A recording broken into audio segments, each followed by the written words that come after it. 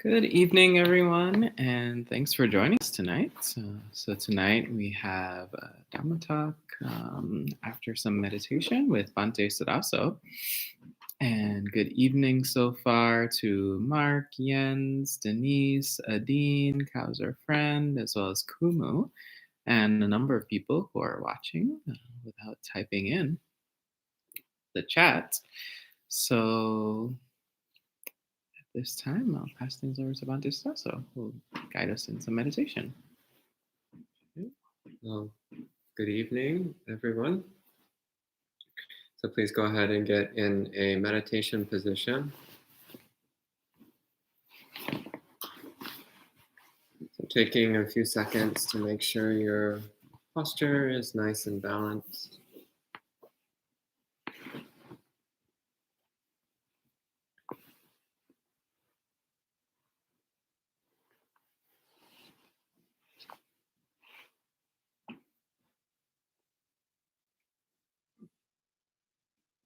Taking a few long, slow, deep breaths. With each breath, letting the body and mind relax.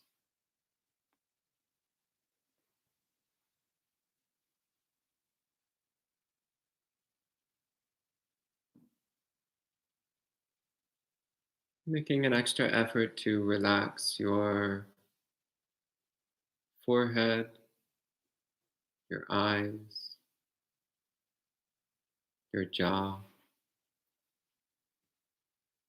All these places that we tend to hold tension. Just allowing the face to relax.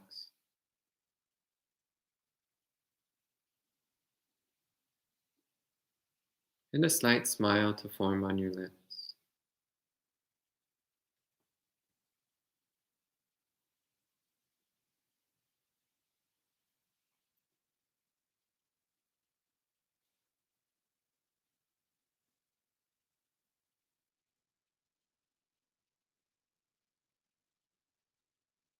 And bring attention to your body.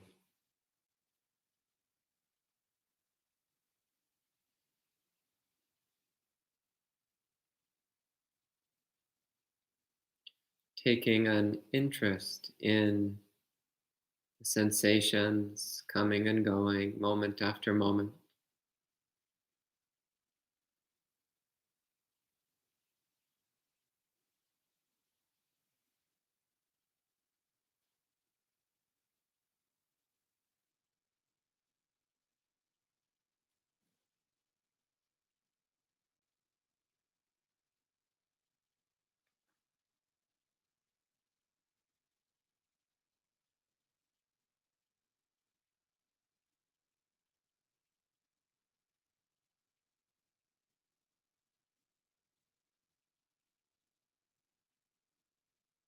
And as you become more aware of your body, you can choose a place in the body to center your attention, a place to anchor the mind.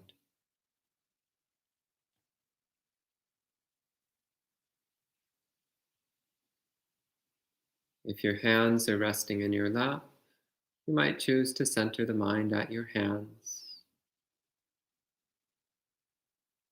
or perhaps in your abdomen,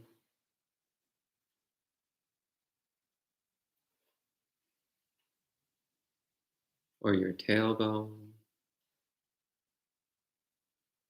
or your chest,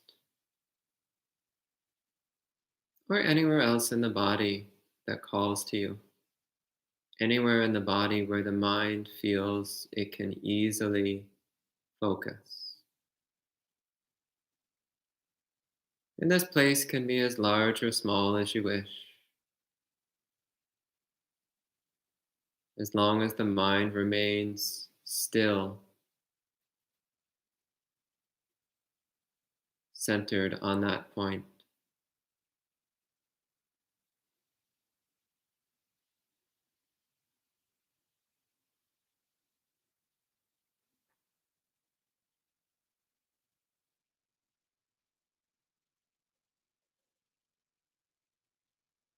And from that place, we're aware of the whole body, aware of the whole sensory domain encompassing and surrounding the body, aware of all our senses, but not moving the mind towards anything in particular, letting the mind remain still, steady, centered on the body.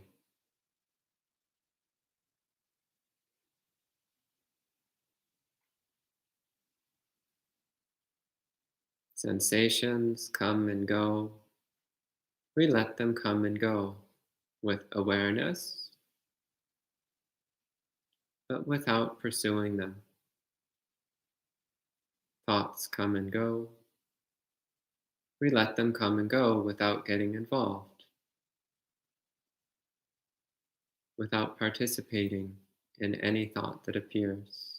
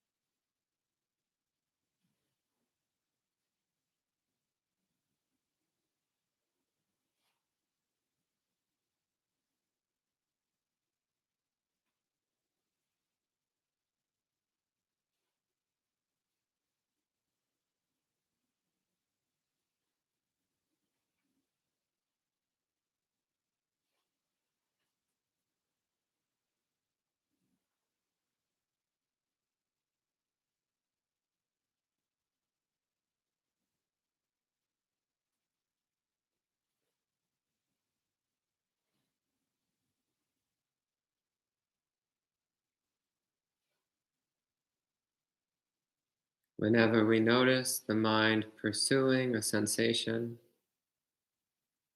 whether to like it or to dislike it, just immediately let go of it. Drop the interest, drop the obsession, reestablish attention in the body. Whatever comes, whatever goes, we let it come and go without liking or disliking.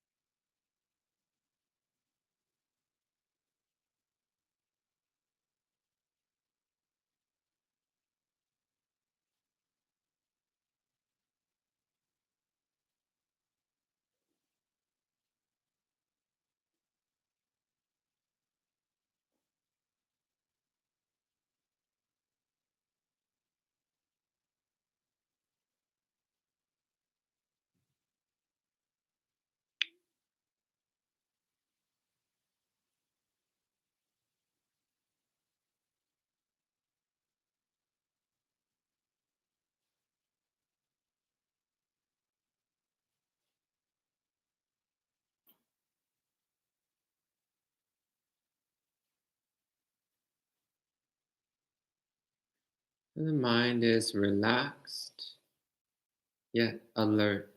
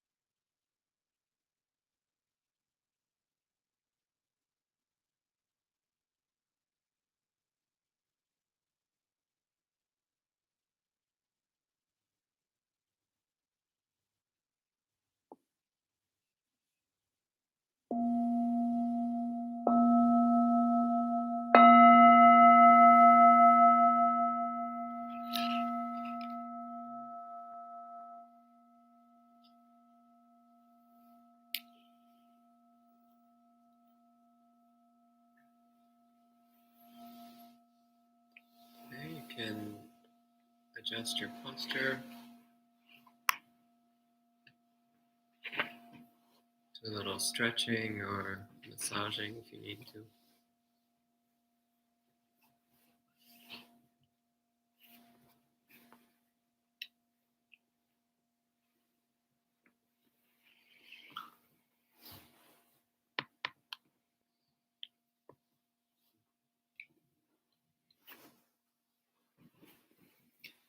So thank you, Bhante, for guiding us in some meditation tonight.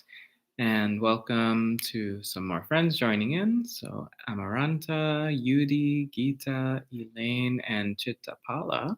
So good to see you all. So, and Vortex as well.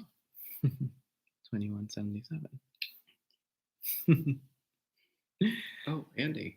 Andy. Yeah. Andrew. Carson. Oh, okay. So at this time, Bhante will be sharing some words of Dhamma. And if you have any questions, feel free to type them in as they occur to you.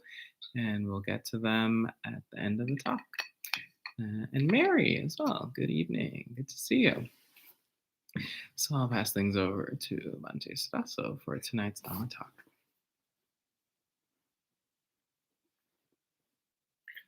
Namo tassa bhagavato arahato samma sambuddhassa. Namo tassa bhagavato arahato samma sambuddhassa.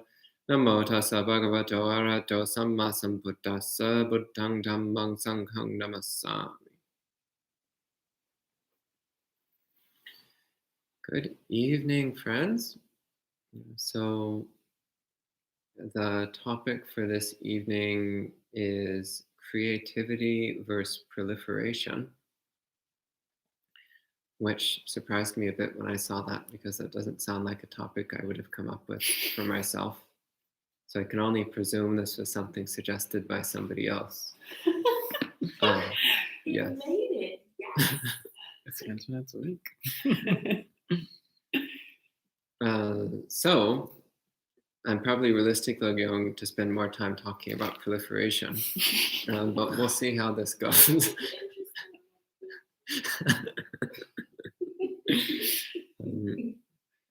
So creativity versus proliferation. For creativity, the Pali word that comes most readily to mind is Patibana. And proliferation, of course, is the common translation of the Pali word papancha. So I think I'll talk about the meaning of these two words and how they're used in the Buddha's discourses and what relevance they have in our practice. And it is, in fact, easier to start by talking about papancha. And then once we're clear what that is and why it's not such a good thing, then we can talk about Patibana and what place that has in our practice. And what relevance it might have to contemporary concepts of creativity. So first off, papancha, commonly translated as proliferation, sometimes as complication. And in the suttas, this is normally spoken about as the way, the process through which we generate mental stories, we generate mental ideas or impressions or concepts of things. We take a simple experience and we complicate it. So for example, we see someone, very simple experience. It's just a visual impression. And then we start telling ourselves a story about that person. And we're like, oh, based upon their facial expression, they must be going through such and such emotions, and that emotions were probably caused by the terrible things that happened when they were a child. No doubt it was because their parents did this and their siblings did that. And we start complicating something that's actually very simple, which is simply light hitting the eyes. That's actually all that's happening. Technically, not even that is happening, but we can say that's what's happening. There's a visual experience occurring, an experience of seeing an image. And then from that, we complicate what is otherwise simple. We start telling ourselves stories, making up stories. And sometimes we know that we're making up the stories. Um, and sometimes we just believe the stories as they are. I remember one time um, uh, an item went missing, and mm, another person immediately created and believed in the story that the item had been stolen, and stolen by a particular person.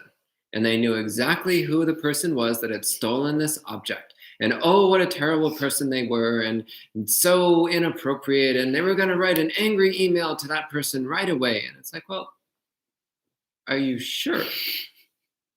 So I said to this person, are you sure? You're actually sure that that person stole this object? And they were like, yes, I'm absolutely sure. Turns out that no, it had just been stored in the wrong place. It had never been stolen. It had never left the monastery.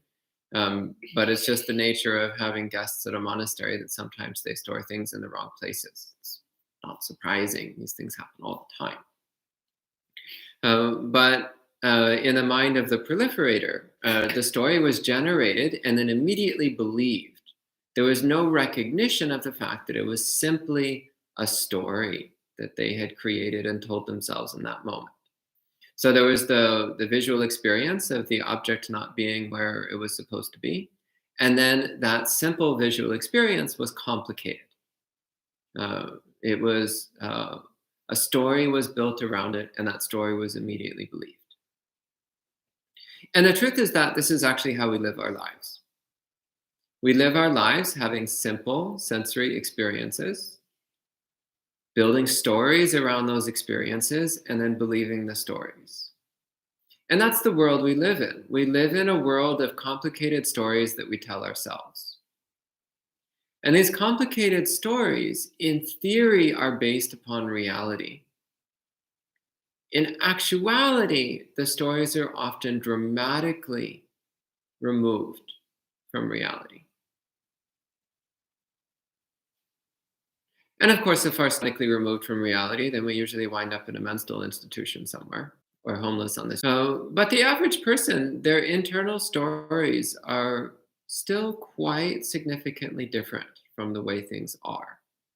It's just within the socially acceptable margin of difference. And in fact, this is normally considered to be just part of being human. We tell stories and we believe them.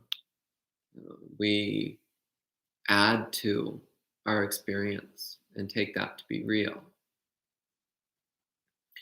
And one of the ways that the Buddha describes an enlightened being is he describes an enlightened being as papancha, free of proliferation.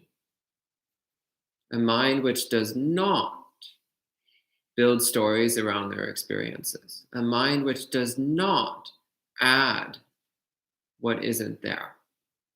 A mind which sees things as they are without complicating them. So, you might say then that papancha is the unwholesome version of creativity. It's when our creativity is out of control and it's producing a bunch of complicated noise, a bunch of messy, complex stories that we then take to be real. So that is a aspect of creativity. And you might write those things down and become a world famous author based upon the chaotic, complicated noise that you constantly agitate and disturb yourself with. It's quite possible. But you'll be miserable. Famous and wealthy and miserable, like most famous, wealthy people. And that's fine if that's what you want to do with your life, but I don't particularly recommend it. On the other hand, we have this term Patibana, which it gets translated in a variety of different ways. Inspiration might be one way of translating this word. Patibana, inspiration. And in the suttas, we see this word used in places where a spiritual practitioner has some epiphany, some realization of the Dhamma, and they want to express it. And they'll say to the Buddha, "Oh, this Patibana has arisen. This Patibana has appeared in my mind." And the Buddha will say, "Well, then share it. Let it be manifest. Bring it forward." And the person then will express whatever's going on inside their mind. And usually, it's in the form of a poem. So this is the form of creativity which you might say is the most approved of in the history of Buddhism, which is spiritual poems. Poems expressing one's understanding of the Dhamma, expressing some aspect of one's wisdom or one's experience or one's realization. So we see this throughout the suttas in many, many places. The Buddha himself, on many occasions, uttered poems expressing his understanding, and his disciples. So we have many collections of both female and male monastics expressing their experiences, their realizations, their practice, their struggles, their achievements, in attempting to understand and actualize the Dhamma. And this is a form of creativity, a form of the attempt to put the wordless into words, an attempt to express something beyond the ordinary, an attempt to communicate something which is not easy to communicate.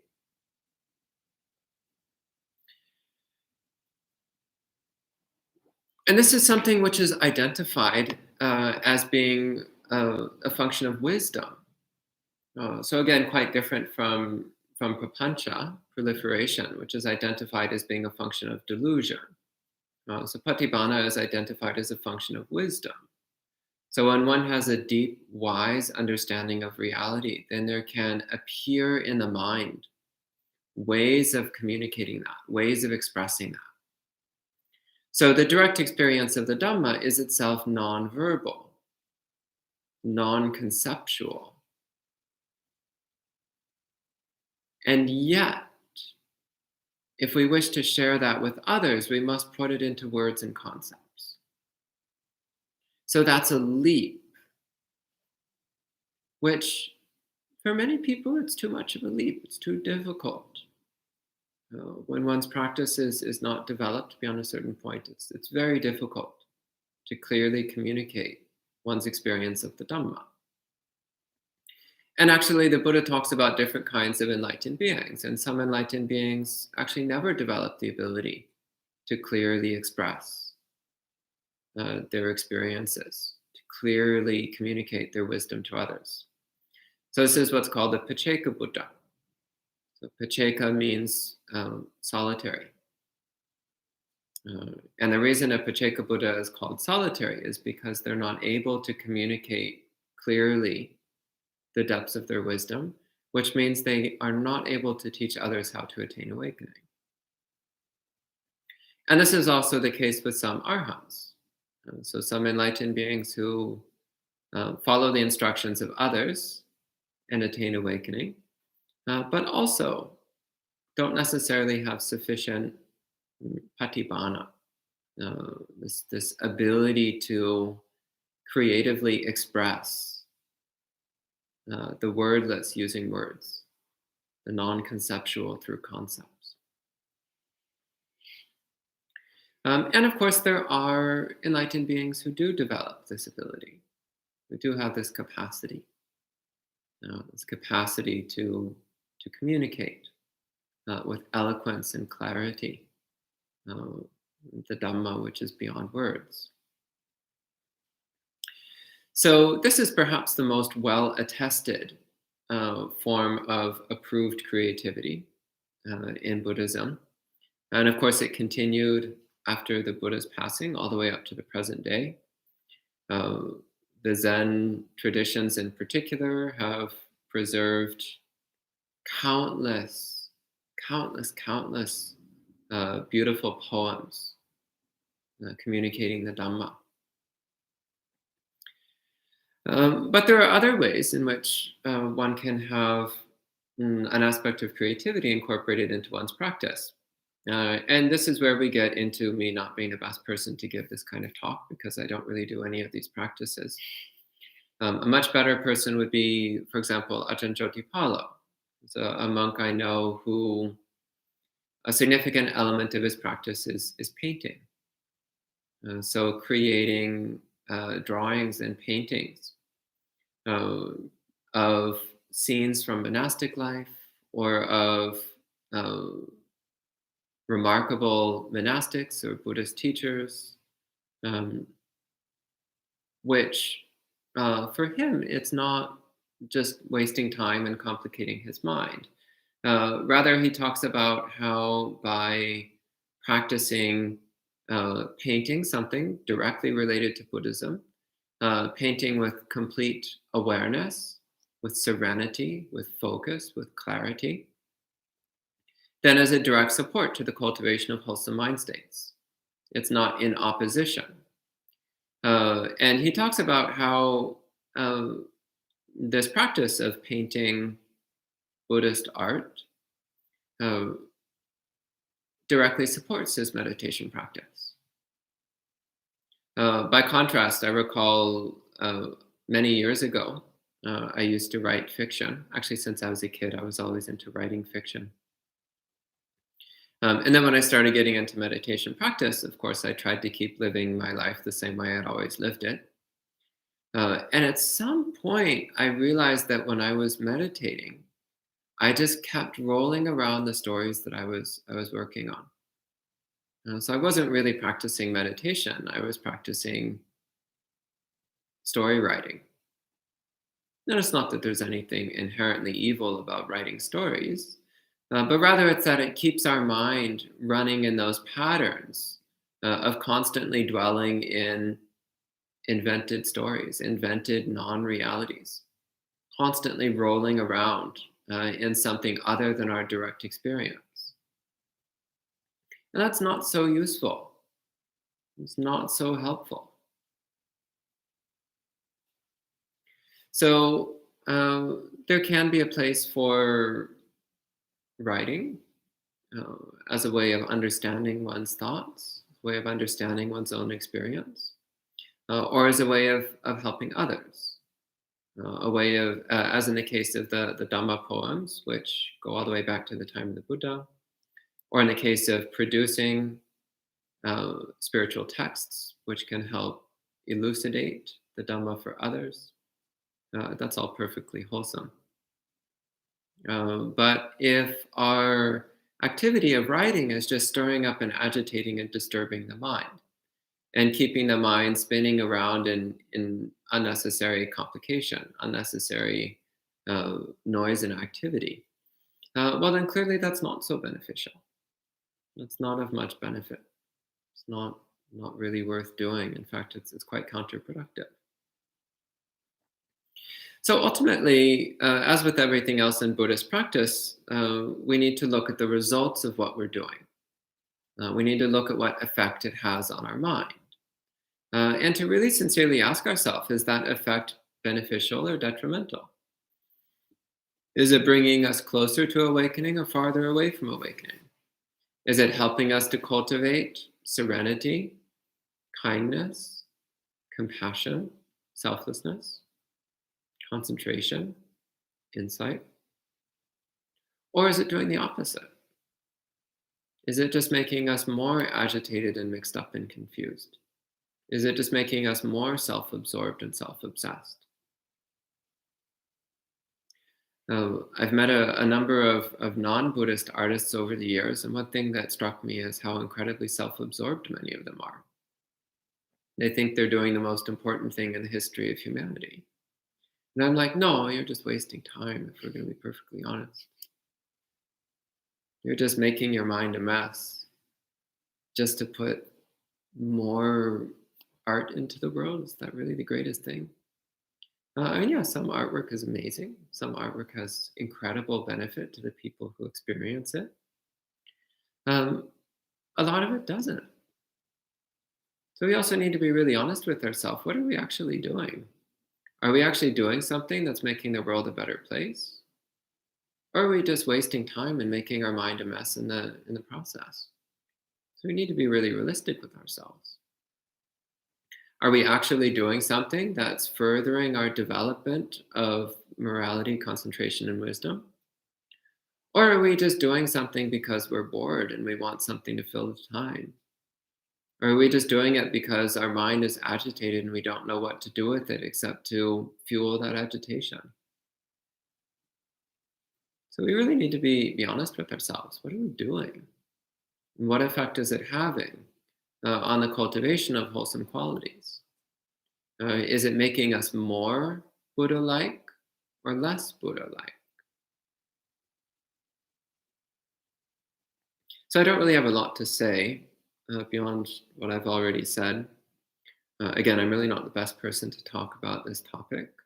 Um, there are other monks who are a lot more qualified than I, and perhaps would defend creativity more effectively than I might. But nonetheless, for now, I think I'll leave it there and open up for questions. Thank you. Thank you, Bhante. And welcome to some more friends joining in. Tran, Melinda, Key, and Miguel.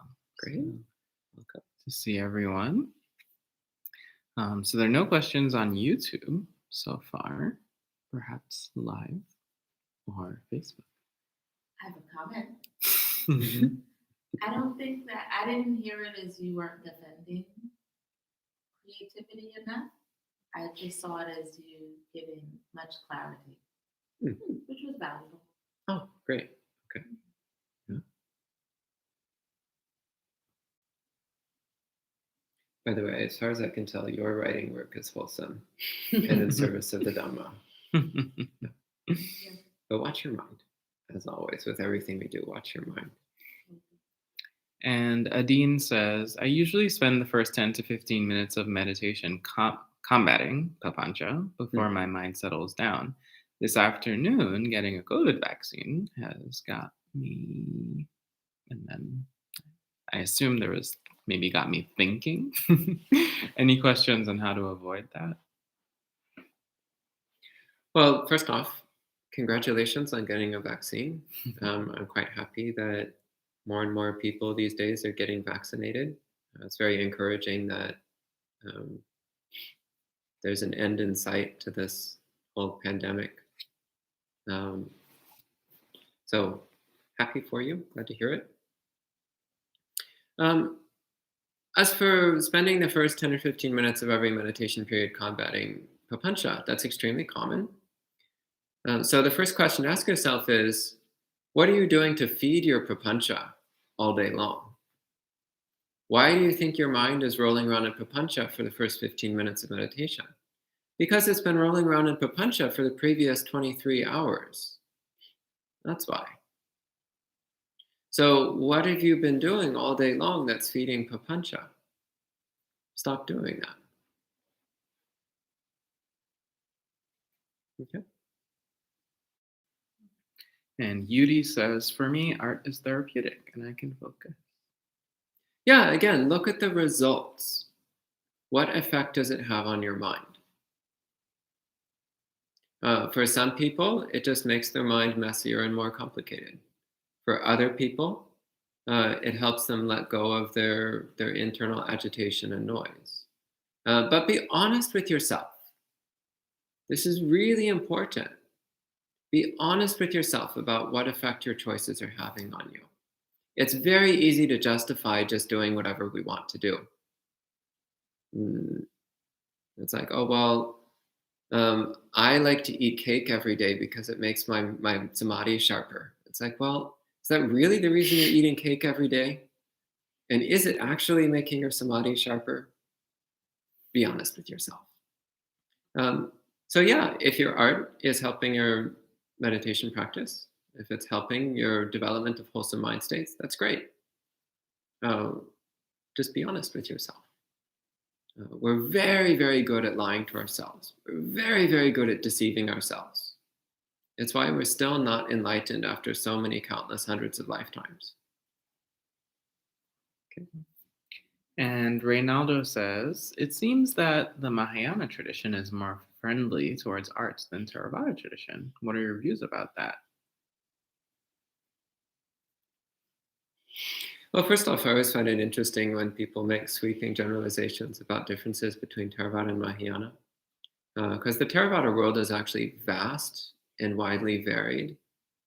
And normally when Western convert Buddhists talk about Theravada, they're normally talking about a certain extremist form of Theravada, which is commonly practiced by Western converts, but which is actually not particularly common in Asia.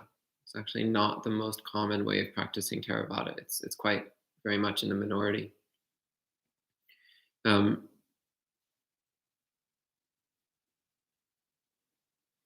So yeah, well, do you find Theravadins who are into art and into incorporating art into their Buddhist practice? Yeah, of course, tons. Do you find Mahayanists who incorporate art into their practice? Yeah, of course, lots. So I wouldn't make that kind of sharp sectarian divide on the subject. And Chandrasekhar says, seeing things as they are and not making stories, will that be like not analyzing, but rather trying to understand? I don't understand the distinction that you're making. Maybe if you could clarify. And Kumu says, 3 weeks ago, 4 of us friends made a sutta study group, and we meet every week to go through each sutta. Does that count as Patibana? Studies help our memories too. No, I would not say that's Patibana, but I would say it's very wholesome and you should keep doing it.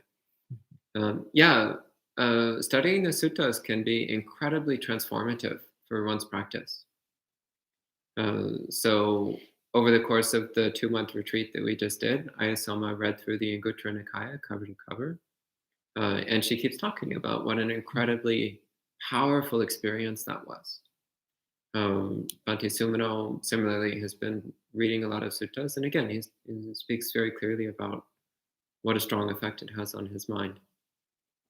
So yeah, studying the suttas is a way of transforming our mind. It's a way of making our mind more like the Buddha's mind, which ultimately is what Buddhism is all about. So yeah, keep up with the sutta study. It's a good thing. And Adine clarifies, I didn't get vaccinated. I was just thinking and worrying about it. Yeah, don't. As in, don't think and worry about it. Get vaccinated when you can, but don't think about it. Don't worry about it. That doesn't do you any good. And Denise says, does the momentary absence of papancha help lessen the sense of self? I find some relief from the constant focus on me when that happens. Is that okay? Yeah, absolutely. So the whole story of me is the classic case of papancha. So most people are constantly telling themselves the ever unfolding and infinitely interesting story of me, which is usually incredibly boring to everybody else, by the way. But it's like, I am now getting up out of bed and I am looking at my room and I will go into my bathroom where I wash my beautiful face and I brush my teeth and look at me now going to get my robes on. And well, oh my gosh, what an incredibly stupid story that does absolutely no good except keep our mind in constant unnecessary motion. So you drop that story and the me disappears.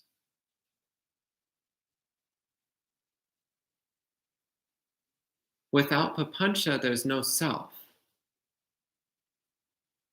The self is completely wrapped up in the story, but when the story is gone, there's no me there. So yeah, papancha and self-identity are very closely connected. They're very closely related. And when you drop one, then the other fades.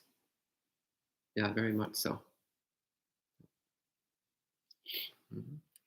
And Denise says, yes, the first time it stopped was amazing, but brief.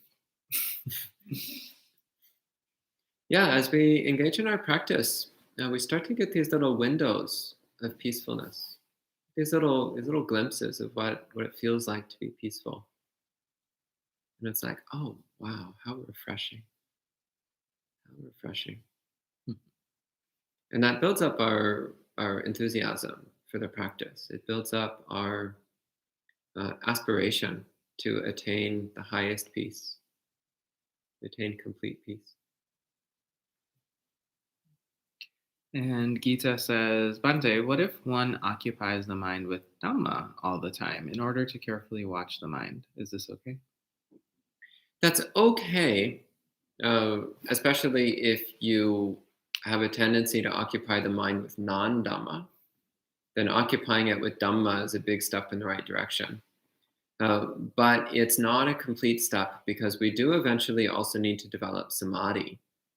And samadhi requires that we let go of mental activity entirely for a period of time. So replacing non-Dhamma with Dhamma is a big step in the right direction. But we also need to learn how to have a silent mind. You don't need to have a silent mind all the time. And in fact, thinking about Dhamma and contemplating Dhamma is a wholesome activity which helps to develop wisdom. But we also need to start to gain control over our mind so that when we choose to not engage in thinking, then we don't. Okay? And Adine says, this is why I've never been a fan of fiction. My own mind produces enough papancha on its own. I don't need any more from outside. And Yudi says, I'm studying the Digha Nikaya now, and I find it peaceful to read the suttas when I have a rough day. Could that be possible, or is that papancha? No, reading suttas is great. Yeah, I recommend reading suttas every day.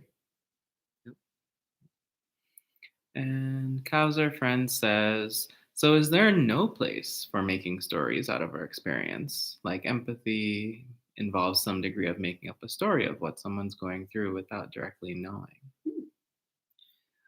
That has some use. So I see the example you gave. It's deliberately using intentional story writing in order to cultivate a wholesome mind state. That sounds fine to me. I wouldn't call that papancha. No, that sounds perfectly fine to me. Just don't let it get out of control. And Mark says, in yesterday's meditation, you said it was a form of samadhi, but my understanding was that samadhi means concentration. Could you clarify what samadhi is? That's a whole topic in and of itself. So I think that's to be spoken about another time. There's monk chat tomorrow. Yeah. Yeah, it's a good question. I'm always happy to talk about samadhi, but it's we're talking about a different topic this evening. And Kumu says, so is Patibana solely for creativeness, like music, art, etc.? But how about drawing diagrams with color to make things clear? Does that come under Patibana? Like taking notes.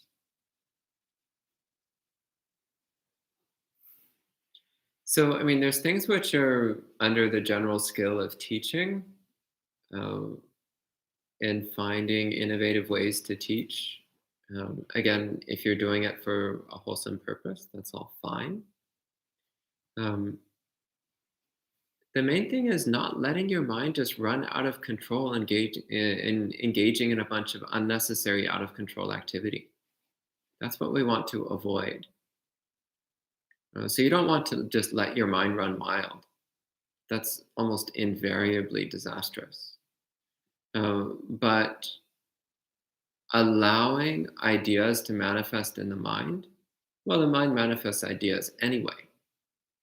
There's nothing inherently wrong with that. But it's maintaining a sense of peacefulness towards whatever arises.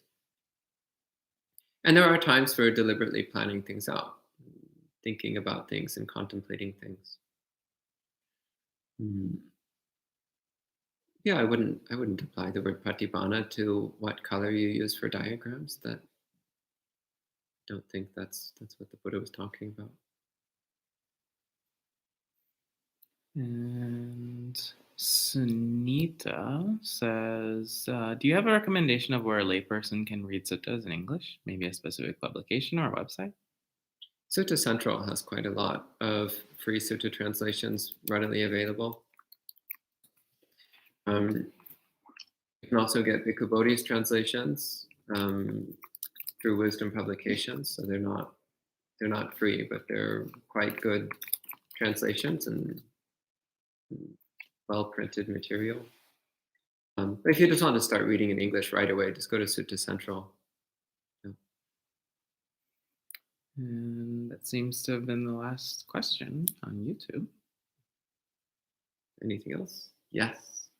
I keep looking at the word proliferation, and it appears to me as bigger than one person. So I think of like proliferation in families or in countries, like the way we make up stories and like pass them down.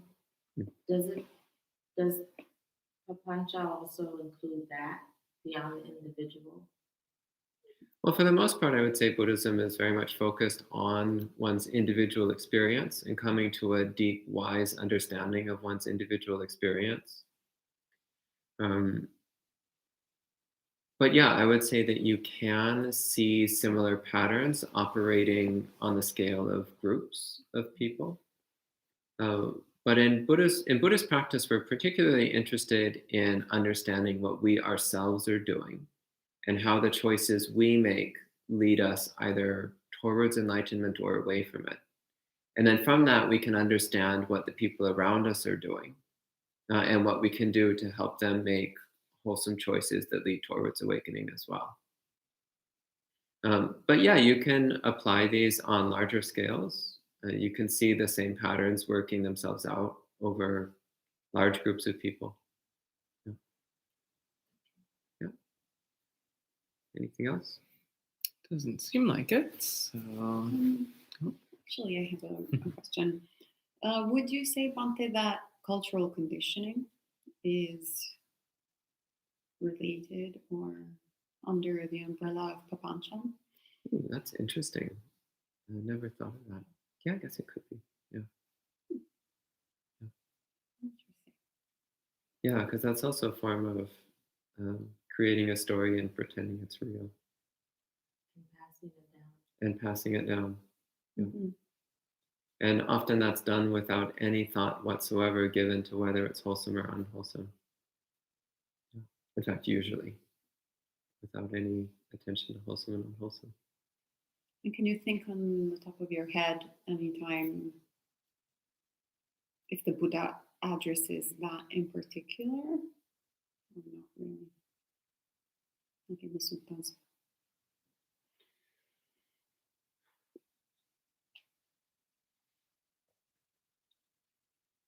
I'd have to think about that. I don't have an immediate answer. Well, I guess what comes to mind is actually the Buddha taking certain aspects of Indian culture of the time, certain wording, certain customs, and twisting them in the way of Dhamma. Like, for example, the word sacrifice that we were talking about this morning, how it was a Brahminical practice, and he started using it within Buddhist terminology. So maybe could it be correct to say that he uses sometimes cultural elements in order. He turns papancha into Patibana. Okay, that sounds good. Yeah. It just occurred to me. Well, I was thinking too, like papancha. Did he address the caste system as papancha? Yeah, that's a good way to look at it. So it's taking something which basically people wrote this story that there were these distinctly separate, incompatible segments of society with predetermined roles. But that was just a story that somebody made up and started telling themselves and telling other people and believing. It has no reality to it. It has no substance to it. So we see the same thing basically anytime discrimination manifests in society. Somebody comes up with this story and starts believing it and sharing it, and other people believe it and share it, and eventually it becomes part of the culture. But yeah, fundamentally, it's just papancha being spread around. Yeah, what comes to mind in particular in the caste system, for example, that he uses the word Brahmin, that he turns the word Brahmin from papancha, so from someone who is from the higher caste, superior by birth, and he uses though the same term for a noble being, but he says by action one is a Brahmin. Yeah. So twisting it in, I guess, very poetic way, hence Patibana, but with an entirely different meaning. Yeah, there's no denying that Buddha was a poet. And this becomes especially clear when one reads the suttas in Pali. May, you had a question? Yes, I read about the story like the desert and Buddha, was he going to the head? So he said he made the people kilisa, so the artist can go to hell, or maybe has another kind of hell. So the sutta that you're referring to, it's a discourse where an actor asks the Buddha. So an actor says that they had been told that if they do their performance well, then they can be reborn in a particular heaven realm. And they asked, "Is this true?" And the Buddha says, "Well, it depends. If you are doing your performance with the intention of making people's greed, hatred, and delusion grow stronger, then you will not be reborn in any heaven realm. You'll be reborn in a hell realm." So he's not saying that all actors go to hell. He's saying that if you are doing your performance with the intention of making other people's defilement stronger, then that can lead to rebirth in hell. So there's a few suttas along those lines, and they are sometimes misinterpreted to be a condemnation of all artistic endeavor, but that's not the Buddhist point. The Buddhist point is that if you're using your artistic performance as a way of making other people more defiled, like more greedy, more aversive, more delusional, then that is unwholesome. So again, the Buddha is pointing at intention. Why are you doing what you're doing? And result. What's the effect of what you're doing? And that determines whether something is good or bad. Okay? So, for example, artists employed in advertising, for example? Not so good for the most part. Advertising is generally intentionally designed to produce greed. So that's not wholesome. Yeah, it's not right livelihood. You have a lot of compliments to bring away. Me? Yeah. Okay. Anything else? Dreamy Pisces asks, Celia. is it a bad idea to practice art as meditation? As an adjunct to meditation practice, again, watch your mind. When you're doing your art, try to do your art with serenity, mindfulness, clarity. Do your art with a peaceful mind. Do your art with a wholesome intention. So, for example, the beautiful painting you drew of the Buddha that is hanging in our library. That's a classic example of art as a Buddhist practice. And actually, especially in the Tibetan Buddhist tradition, they make a really big deal about this. There are practitioners, including Buddhist monks, who they devote their entire life just to producing Buddhist artwork, to carving statues and drawing paintings and making pictures and producing Buddhist art. And while they're doing it with a mind of devotion, a mind of reverence, and a sincere wish that whoever sees this image will cultivate wholesome qualities of mind. The wish that the art they're producing will make the world a better place, will help people draw closer to the Dhamma, to have stronger faith in the Buddha, deeper appreciation for the Sangha. So that's a very wholesome way of doing art. And of course, as you're doing your art, then to do it with mindfulness and clarity, full understanding, full comprehension, awareness of impermanence, and recognition that everything that you're doing is a conditional arising. It arises based upon past conditions, and it creates conditions that affect the future.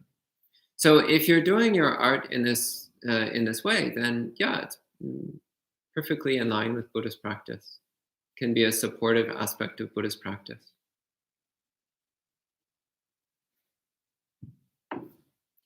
That was the last question. Okay, maybe that's it for one evening. All right, so thanks everyone for joining us. You can return tomorrow morning at 8 a.m. New York City time for Sutta study.